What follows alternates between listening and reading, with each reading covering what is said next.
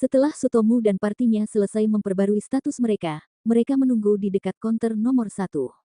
Saat itulah pesta Silver Beast yang dipimpin oleh Misil muncul. Sutomu yang baru saja menukar 2 lantai batu ajaib pergi makan malam dengan pesta Misil, dibayar oleh Misil. Semua 4 orang di pesta Silver Beast sangat senang bisa menjabat tangan Gam. Melihat itu, gumam Misil. Dia menyesali kenyataan bahwa dia tidak dilahirkan sebagai pria tampan saat dia meneguk bir di depannya. Setelah itu, Camil dan Misil, senior dari kelompok itu, meraih Sutomu dan menariknya untuk berbicara panjang lebar. Para Birdman melihat ke bawah pada mereka akhir-akhir ini. Beberapa dari mereka sangat dingin mengatakan bahwa mereka hanya ingin mendapatkan kekuatan pemimpin klan atau semacamnya. Keduanya mencari nasihat dari Sutomu mengatakan sesuatu seperti itu tidak mudah ketika ayah mereka tidak ada. Semua petualang muda di sekitar Gam memandang Sutomu dengan simpati. Setelah Sutomu selesai menjawab semua pertanyaan, Misil meletakkan kendi yang baru saja dia selesaikan di rak. Oi Sutomu, apa-apaan dengan penyembuhan jarak jauhmu itu? Ajari orang tua ini bagaimana melakukannya juga, kan? Petik 2. Bagaimana caranya? Ya, sejujurnya, saya pikir siapapun bisa melakukannya jika dia sudah terbiasa dengan sihir lempar. Sutomu, memberitahu petualang lain teknik rahasiamu adalah hal yang tabu.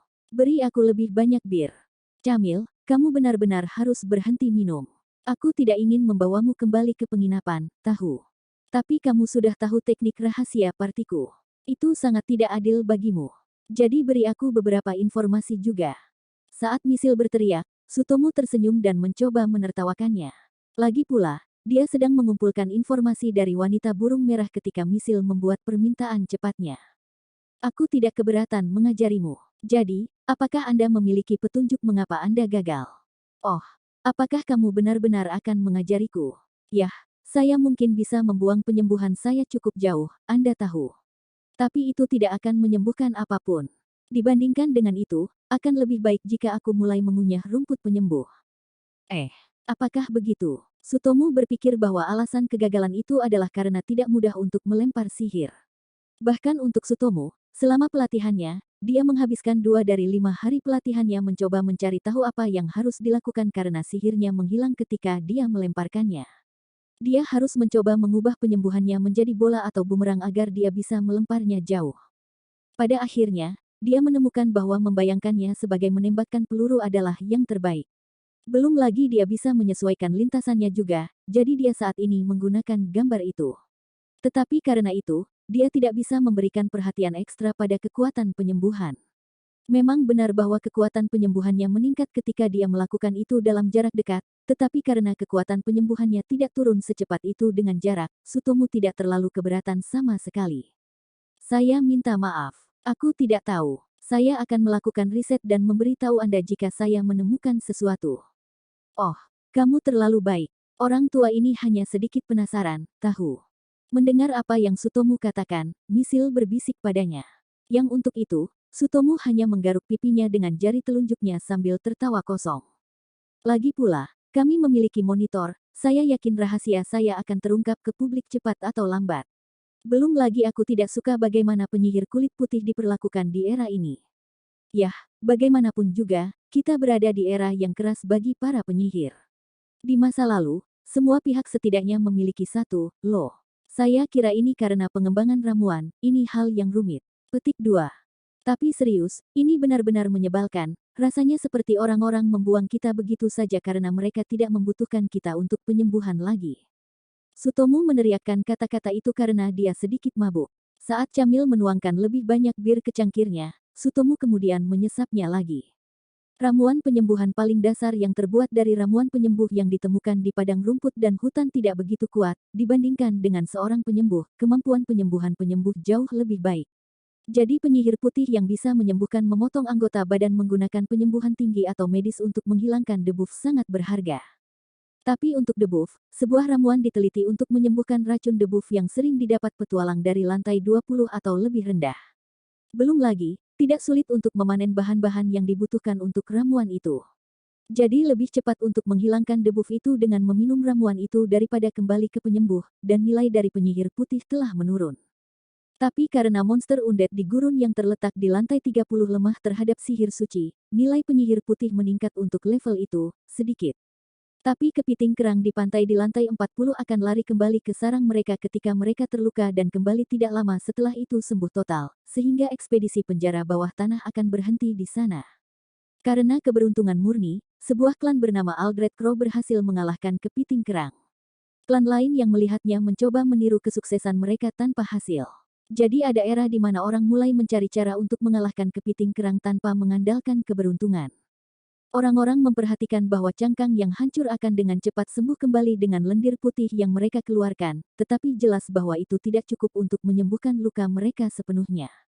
Ketika mereka mencoba meneliti alasan mengapa mereka bisa sembuh secepat itu, hasilnya menunjukkan bahwa itu mungkin karena jenis ikan penyembuh yang jarang ditemukan di pantai. Dan karena penemuan ikan itu, teknologi ramuan mendapat dorongan besar. Dengan kombinasi ikan itu dan ramuan penyembuh yang ditemukan di hutan, orang bisa membuat ramuan yang lebih kuat dari penyembuhan tinggi. Dengan penemuan ramuan itu, peran penyembuhan sebagian besar bergeser dari penyihir putih ke ramuan. Jadi, kepiting cangkang bisa dengan cepat dikalahkan dengan tim yang terdiri dari 5 penyerang tanpa penyembuh. Pada awalnya, ketika ramuan ini diproduksi, harganya mahal karena permintaan. Tidak lama setelah itu, ramuan dengan kekuatan penyembuhan yang sama mulai bermunculan di pasaran dengan harga yang bahkan bisa dibeli oleh klan menengah-menengah. Akhirnya, klan tengah masih bisa mendapatkan uang bahkan ketika mereka menggunakan ramuan itu secara teratur dan nilai penyihir putih turun lebih jauh, mulai dari mereka yang menjelajah di atas lantai 40. Karena peran penyembuhan sepenuhnya diambil oleh ramuan, penyihir putih yang masih melakukan perjalanan ke lantai 40 dan di bawahnya adalah penyihir putih yang bisa menggunakan race untuk membangkitkan orang mati. Dari sana, nilai penyihir putih terus turun lebih jauh. Meskipun mereka masih berguna sampai gurun di lantai 30, mereka jarang dipekerjakan untuk pergi ke lantai bawah. Kemudian untungnya, karena makhluk terbang yang ditemukan di lantai 50, dan penemuan sejenis mantra terbang, yang memungkinkan penyihir terbang menggunakan jenis sihir angin, nilai penyihir naik, begitu juga penyihir putih sedikit. Tetapi para penyihir berpikir bahwa hanya masalah waktu sebelum seseorang menciptakan alat ajaib yang memungkinkan orang untuk terbang. Jadi, mereka mulai memikirkan apa yang bisa mereka lakukan mulai dari sihir pendukung serangan hingga sihir dukungan penyembuhan. Tetapi pada akhirnya, mereka yang tersisa adalah penyihir putih yang hanya bisa menggunakan sihir dukungan dan kebangkitan. Penyihir ini hampir tidak menggunakan sihir penyembuhan sama sekali dan menggunakan sihir pendukung sebagai gantinya untuk meningkatkan status seluruh parti. Kemudian, ketika senjata utama parti terbunuh, tugas mereka adalah membangkitkan orang itu dan memolesnya dengan semua sihir pendukung yang tersedia dan menarik perhatian monster, dan ketika orang itu kembali hidup-hidup, mereka akan fokus untuk menyembuhkan orang itu kembali ke kondisi optimalnya sesegera mungkin. Sutomu memahami pembagian pekerjaan itu, tetapi dia tidak berpikir bahwa itu mengoptimalkan potensi penyihir putih. Terlebih lagi, bahkan ketika mereka berhasil menaklukkan lantai bawah tanah, sebagian besar pujian akan diberikan kepada penyerang sementara penyihir putih akan melihat mereka dengan cemburu dari guild. Sutomu terkadang bertanya-tanya apakah para penyihir putih memahami posisi mereka saat ini. Dia berharap sebagian besar dari mereka berpikir bahwa itu adalah situasi yang buruk. Saat ini, sebagian besar orang memandang rendah dan mengejeknya karena mereka mengira dia hanya bisa pergi ke penjara bawah tanah karena dia membonceng Gam dan Camil. Meskipun tidak seburuk Sutomu, para penyihir lain juga menderita dari pandangan negatif itu. Sutomu mempertanyakan apakah tidak apa-apa jika ini terus berlanjut dan apakah benar-benar menyenangkan menjadi batu loncatan orang lain. Sutomu banyak mengeluh tentang kondisi penyihir putih saat ini sambil menikmati makan malamnya dan akhirnya keluar dari kedai itu dengan bantuan beberapa orang. Keesokan harinya, Sutomu minum obat untuk mengurangi mabuk dan turun ke lantai 56. Camil juga membelikan dirinya ramuan untuk menyembuhkan mabuknya. Tidak seperti pintu masuk lantai 56, lembah hijau subur, Sutomu dan dua lainnya masuk ke jurang tandus sempit yang terletak di lokasi terendah di seluruh lantai. Dinding curam tinggi menutupi area seolah-olah untuk mencegah siapapun melangkah lebih jauh. Terbang. Saat Sutomu menerbangkan Camil untuk mengintai area tersebut, dia dengan cepat mengisi ulang ramuannya. Dia kemudian menyerahkan kantong berisi ramuan dari kemarin ke Camil dan melanjutkan untuk mengisi ulang ramuan birunya sendiri. Setelah dia mendengarkan laporan Camil, dia kemudian melemparkan fly pada dirinya sendiri dan Gam. Cara ini, saat Camil terbang di langit, Gam dan Sutomu mengikuti di belakangnya. Mungkin karena latihan pertarungan melawan burung bekerja dengan baik, Sutomu mampu melemparkan lalat lebih baik dari sebelumnya. Bahkan jika mereka berakselerasi di langit, mereka bisa tetap stabil. Dan bahkan jika keseimbangannya terganggu, itu akan dipulihkan sebelum dapat menyebabkan kepanikan. Saat Camil memotong jalan berbatu yang sempit, Gam dan Sutomu mengikuti di belakangnya. Ketika mereka melihat sekitar 30-50 goblin coklat di atas tanah, mereka akan menggunakan batu di sekitarnya untuk bersembunyi karena goblin akan mulai mencoba menembak mereka jika mereka terlihat. Untuk pergi ke lantai 59, mereka harus melewati gerbang hitam tertentu. Begitu mereka sampai di sana, Sutomu akan mempersiapkan tim untuk bertarung melawan naga api, yang juga berfungsi ganda sebagai penggilingan level. Para petualang telah terjebak di lantai 60 selama 6 bulan terakhir, dan selama waktu itu, hanya penyihir api yang mampu melawan naga api. Karena itu, banyak alat dikembangkan untuk melawan naga api. Ada banyak alat atau perlengkapan yang tidak diketahui Sutomu, karena tidak ada saat itu dalam permainan. Sutomu berencana untuk mencoba semua alat yang dia bawa setelah menjelajahi pasar. Begitu saja, dia mengikuti instruksi Camil untuk menyelinap oleh para goblin sambil memukul mundur burung-burung yang sesekali menyerang mereka. Kemudian saat Camil pertama kali berbelok, dia tiba-tiba mengangkat tangannya untuk berhenti, jadi Sutomu dan Gam berhenti. Ada kawanan domba petir di depan. Kita beruntung. Oh, bukankah itu Ramon? Ramon. Monster langka itu, ya. Sekarang aku memikirkannya, aku belum pernah melihat kotak harta karun sejak itu. Jadi ini mungkin saat di mana keberuntunganku kembali. Benda itu pada dasarnya membutuhkan keberuntungan seumur hidupmu. Kukuku. Sutomu balas tersenyum pada Camil yang terkikik pelan sebelum mengintip dari tebing dan melihat sekawanan domba petir merumput di rumput coklat di tanah. Tubuh hitam dengan bulu putih. Tanduknya berputar ke atas ke langit. Selain itu, mereka terlihat seperti kawanan domba biasa. Dan tentu saja, karena mereka menyimpan listrik, tubuh mereka mengeluarkan percikan api putih dari waktu ke waktu. Ada sejumlah kecil monster yang bisa menjatuhkan batu ajaib guntur di ruang bawah tanah. Hanya ada 2 monster langka yang menghasilkan batu ini, Slimy listrik dan domba petir.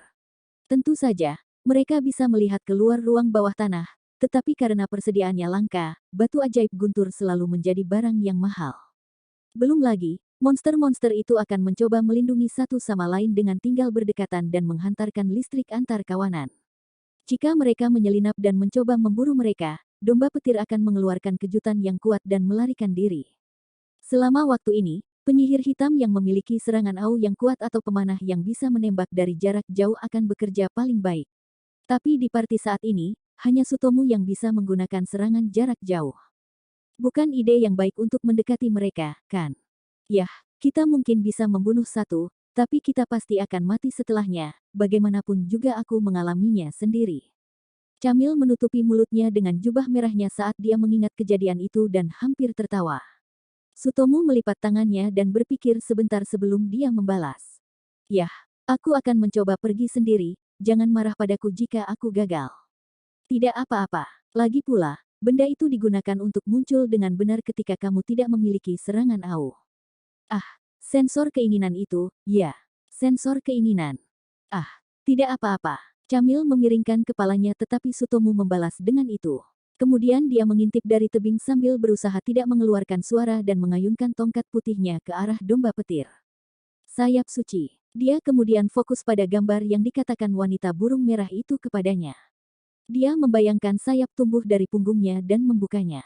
Setelah itu, dia fokus pada sayap yang telah dia lepaskan, dan menajamkan setiap pena di atasnya seolah-olah sayap itu membelah angin.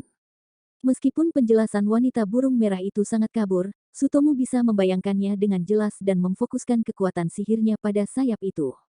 Kekuatannya jelas berada pada level yang berbeda dibandingkan dengan sayap yang dia tembakkan pada goblin tempo hari. Sayap yang dia miliki sekarang memotong udara dan duri menghujani dari langit seperti tombak yang jatuh pada domba petir. Adegan kacau bercampur dengan guntur yang meraung dan percikan api di sekitar area tersebut. Ketika Sutomu selesai, selusin domba sudah berubah menjadi batu ajaib saat domba-domba lainnya melarikan diri dari daerah itu sambil menyelimuti diri mereka dengan guntur yang ganas. Sutomu, itu tadi menakjubkan. Terima kasih. Camil terbang keluar dari tebing dan menepuk kepala Sutomu. Sutomu sendiri sedikit terkejut melihat betapa kuatnya sayap sucinya. Gam hanya berdiri di belakangnya menahan diri untuk tidak melompat ke arah Sutomu juga. Mereka mungkin belum menemukan kotak harta karun, tetapi mereka bisa mendapatkan 7 batu ajaib petir kecil dan 8 batu ajaib petir berukuran sedang yang dijatuhkan oleh domba petir. Sutomo tampak bahagia saat dia mengambilnya dan memasukkannya ke dalam tasnya. Tidak butuh waktu lama bagi mereka untuk menemukan gerbang hitam untuk mencapai lantai 57. Sutomo tampak bertekad untuk mencapai lantai 59 hari itu saat dia dengan bersemangat melewati gerbang hitam. Dia dengan bersemangat melewati gerbang